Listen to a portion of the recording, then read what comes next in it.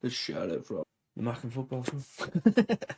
We're here to talk about all things Sunderland Championship and, of course, that Leeds game. It's been 2 weeks since we've played a game of football. We've had a nice little second international break in the middle of the Feels season. like forever, Boring. man. It feels like forever.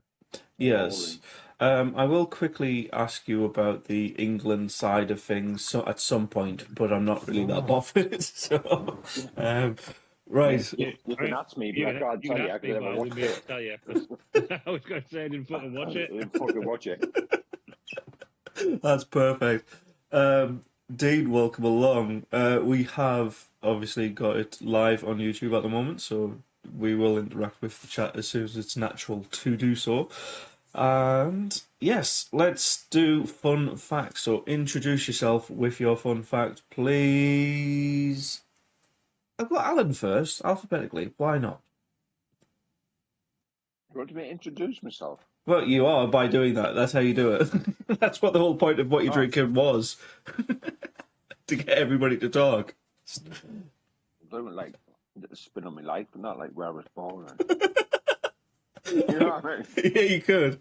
All right, well, I don't want to, but my fun fact is Durham Cathedral is built on a peninsula surrounded by the River Wear. Yes, that is a good one. I don't know if you've seen RJX Media on Twitter and stuff. No, what's No. that?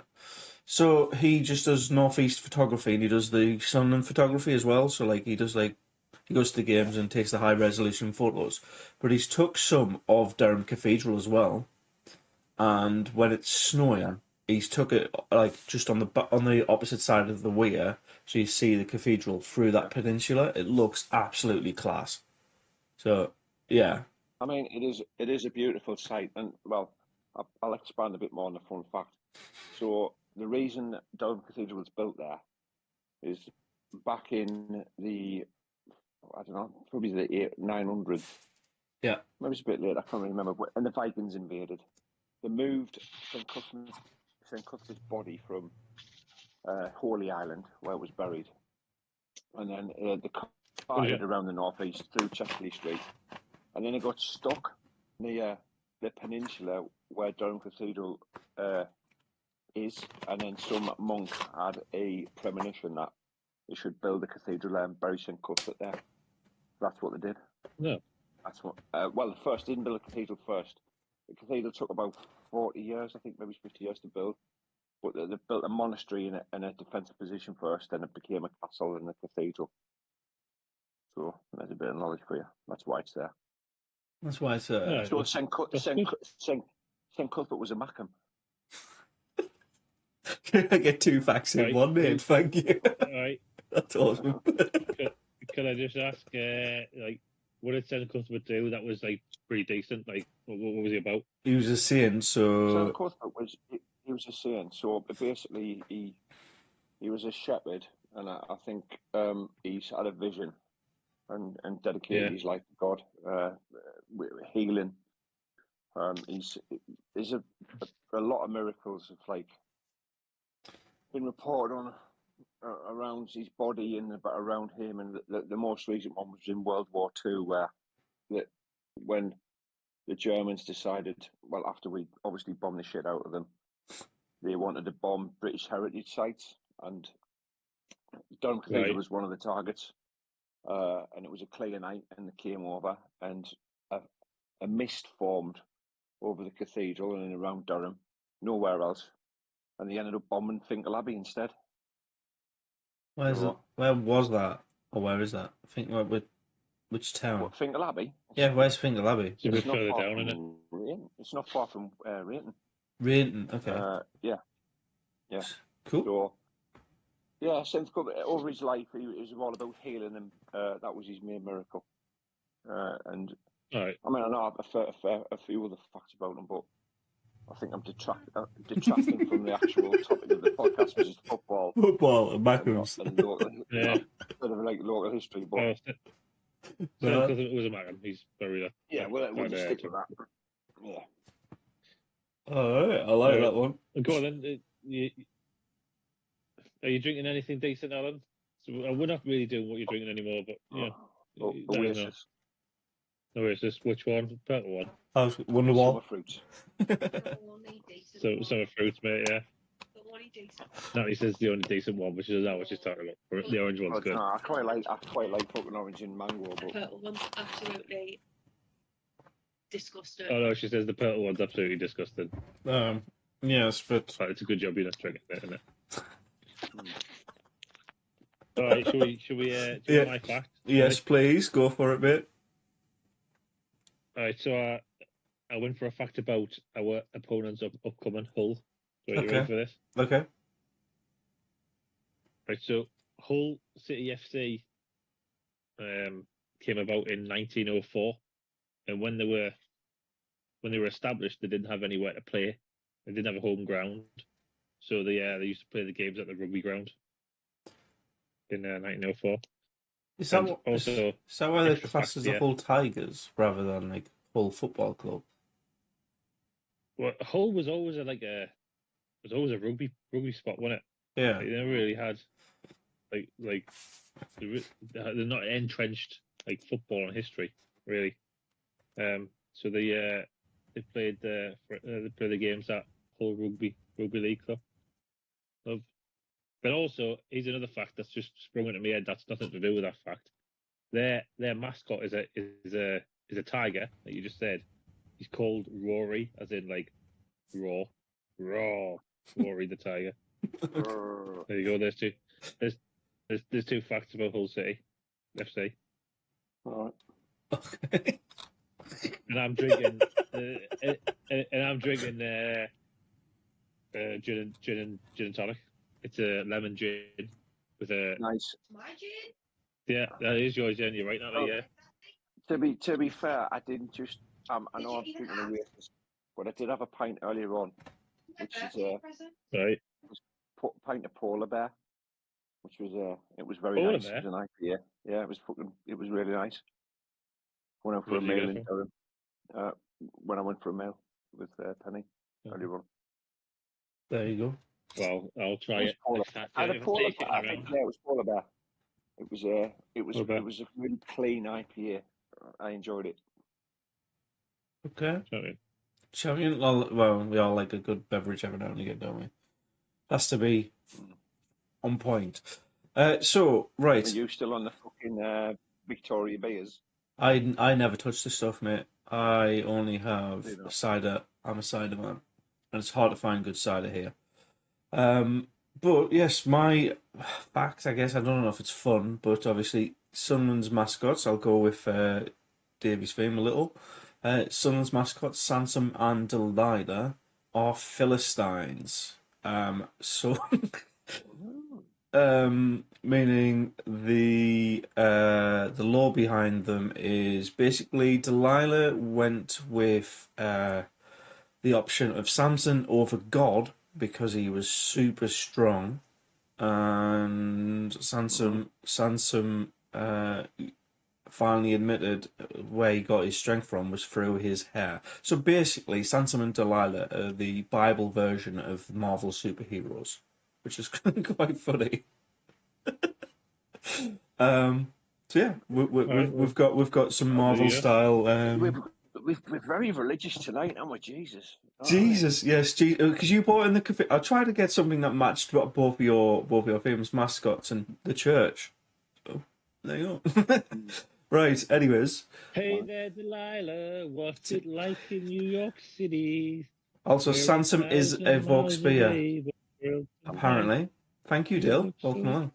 Yeah. Evening, chaps. Hull is always a tough I had a pint game. of Samson last week before the Leeds game. In fact, I went to the Sea Road. What's that pub? It's like the Mount Road Brewery. I went on Sea Road. The Lighthouse. Andrew. The Lighthouse. It was actually quite nice. Andrew loves the Lighthouse. Yeah, it was alright, decent. Yeah, it was a smallish venue, but yeah, I enjoyed the beverages in there. It was right, yeah. Can I give you a quick little update in the current game as well? In the Championship, Leeds have took the lead, which is always quite weird to say. It was, and I'm about to rewatch it so I can see what happened. A corner, a set piece, whipped in low, driven, and then just slapped by. Who the fuck is that? By a guy with the shittest It is, mustache Non-tour. ever. Is it non-tour? It's He's got a goatee. Story Rick or something like that. That, like studs you. But I tell you what that does though. Sturrock. If it stays Sturrock. like this, like Means we stay top before we there even you play go. the game. If it stays 1-0, we're top. Yeah. As long as it stays 1-0. So let's hope it stays 1-0. There you go then. Sturrock gets the goal for Leeds, which brings us back on top without having to worry about it. Yeah. So, shall we talk about the Leeds game itself first? Because, well, quite frankly, what a calamity of a game. Brief overview of the goals, I guess. So we take the lead early doors through Chris Rigg. Perot's header is offside to level them back into the game. They then absolutely dominate us early. Yeah, he's offside. Offside should be offside regardless of how marginal it is. They then take the lead after some constant pressure in the second half, and they deserve to be in the lead at that stage, probably, if we're putting it on a balance. And then, well, Sunderland level the game in the 97th minute when giving 6 minutes of injury time, so that'll prevent them from doing time wasting going forward. But that keeper's mistake is probably our main talking point if we're going to be honest about it. Let me talk about the game because I want to give my spin. That I mean, Go for a minute. You're right. We had a good, 10, 15 minute spell. We scored. It was a great goal, good move. Then I feel like Leeds had a lot of the ball. Nonto was everywhere. He was my man of the match. Nonto. I mean, he's all right. He's still there. Okay, Oh, sorry, mate. Anyway, I'll it should reconnect. It says anyway. it disconnected me off the internet for some reason. Do I? Well, I have internet because you can hear me again. Are we back up and live? Yeah. How's the stream doing? Is it all right? Is the screen surviving? It is surviving. So I basically, what's happening here is we're in the middle of a storm, a mini storm season. So the last 3 days we've had a storm and lightning storms. So because obviously it's Australia, the internet is heavily reliant on the strength of the clouds. So towers get knocked out all the time. Right. So we'll see how it goes. Right. Where was I? Right. Alright, Okay. well, I'll keep an eye for you to like start talking like a robot and like freeze it in position again, and then we'll. Yeah. Right, Alan was saying position. Yeah. So we obviously scored 10, 15 minutes, and I can't remember what it was. We dominated for a little bit. Then Leeds had a lot of the ball. Obviously, their goal was offside. I feel like when they scored the second goal, they could have pushed on and scored more because they were really dominant. But I've got no sympathy for them after what happened because after they scored the fucking second goal, they sat, they defended, and the tactics was disgraceful. Time wasting, falling on the floor. It was not just the keeper, by the way, other players. Yeah. If I was Farker, if that's Farker's overall tactic, right, we've got a lead, let's take the piss. And you know what I mean? What kind of fucking football is that? Like, they were dominant, they'd scored a goal, they could have went and scored on maybe 3 or 4 if they'd pushed, but they didn't. So I've got no fucking sympathy for them. That 7, it should have been more than 7 minutes extra time because they wasted so much time, like when they were 2-1 up. And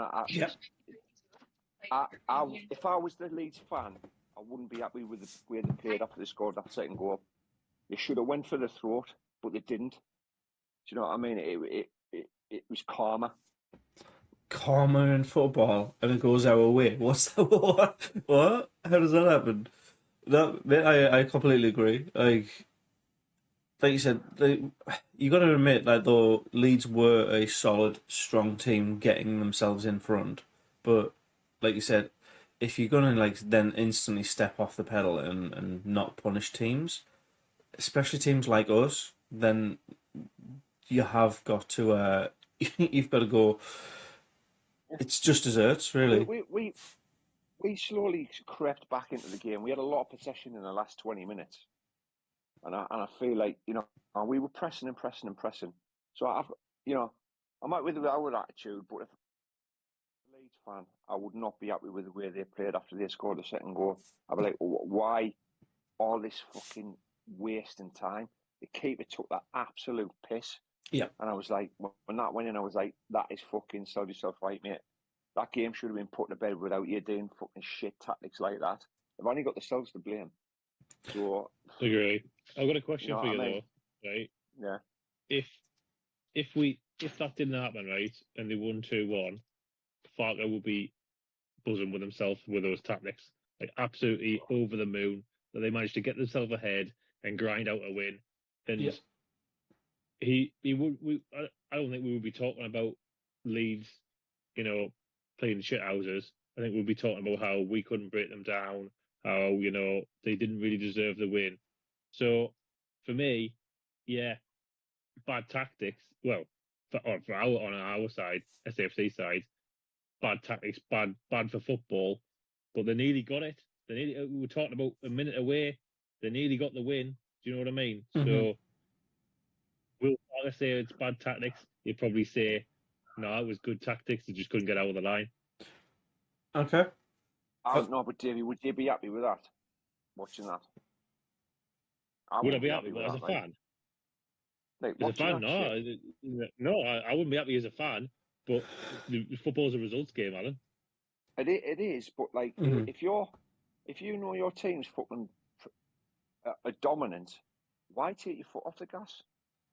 Why didn't he just fucking go right? We can We're get guilty fucking of that more though here. as well. Because We're it's, guilty of that, you know mate. what I mean? No, but that's what I mean. If you can go for the jugular, go for it. Like, you get one goal lead isn't fucking enough. You know what I mean? For me, Oh, if you're piling the pressure on and you can get more, why not? Why but have you got to sit on a fucking goal lead? And I was like, it doesn't matter to us because we got the fucking point out of it. But if I was a Leeds fan, I'd be like, hold on a minute, we were dominant here, and we're 2-1 up, and now we've took the foot off the gas. We're letting them back in, and we're They were wasting away time. though. They It were doesn't away. fucking They were matter. at our ground, Alan. It doesn't matter where the fuck you I'm are. just.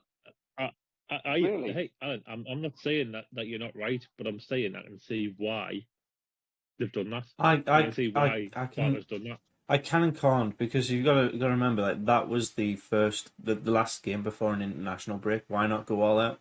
There's nothing stopping them other than potentially, this player might get injured or that might play get suspended. There's no reason teams should be letting themselves off the gas when they've got 2 weeks of doing fuck all. So, yeah, I agree and disagree. Like I can understand it on the game itself, but long term, it makes no sense to me. Like Alan says, well, oh, here's another fun fact.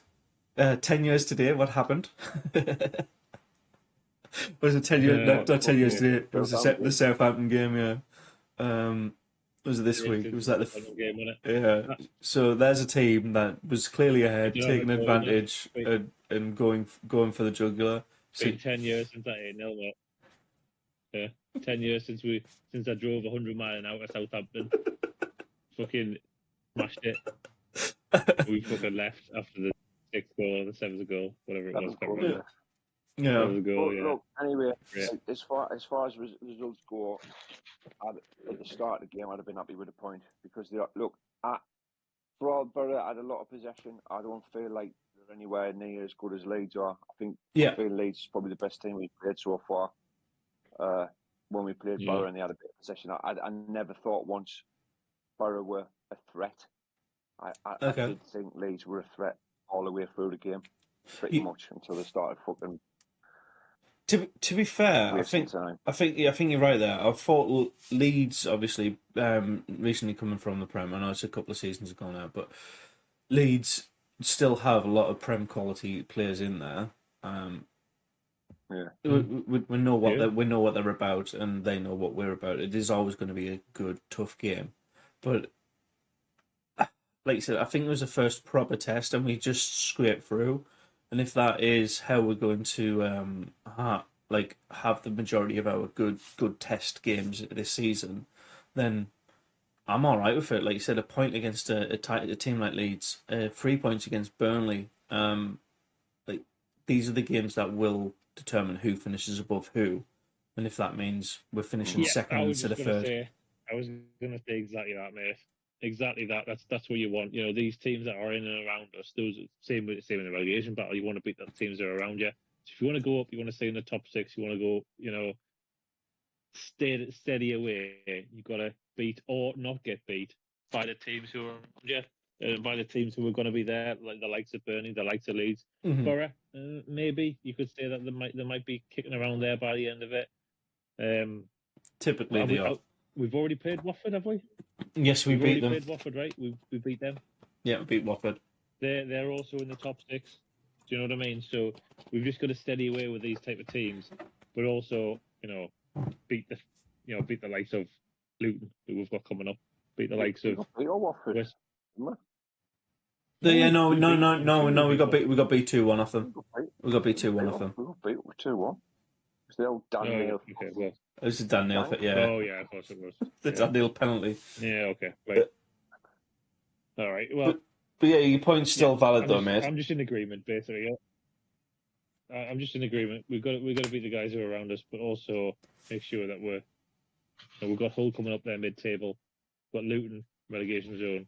Yeah. You know, the last time we had a chat about we'll come ahead, but like all I'm saying is like Leeds, yeah, solid points. Tactics a bit shit, but I can see why they were doing it. Right. I mean, I had a look at your stats there, Alan, because I was curious about the possession because I watched the game. I wasn't there. I watched the game and I didn't think overall that they were dominant.